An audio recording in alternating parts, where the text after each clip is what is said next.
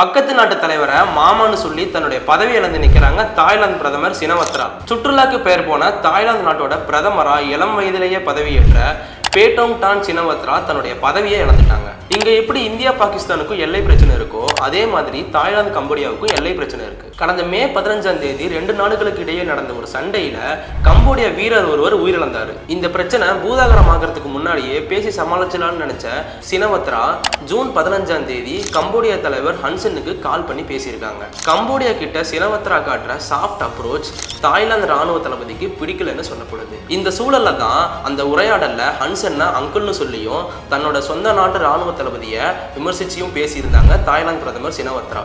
அந்த ஆடியோ பதிவு கொஞ்ச நாள்ல, அதாவது ஜூன் 19ஆம் தேதி லீக் ஆகி தாய்லாந்துல பெரும் சர்ச்சை ஏற்படுத்தி இருந்துச்சு. யூசுவலாவே தாய்லாந்துல பிரதமருக்கு இருக்க அதிகாரத்தை விட ராணுவத்துக்கே அதிகாரம் அதிகம்னு சொல்லப்படுது. இந்த நிலையில தான் சினவத்ராவை பதவி நீக்கம் செய்ய கோரி 36 நாடாளுமன்ற உறுப்பினர்கள் தாய்லாந்து அரசியலமைப்பு நீதிமன்றத்துல வழக்கு போட்டிருந்தாங்க.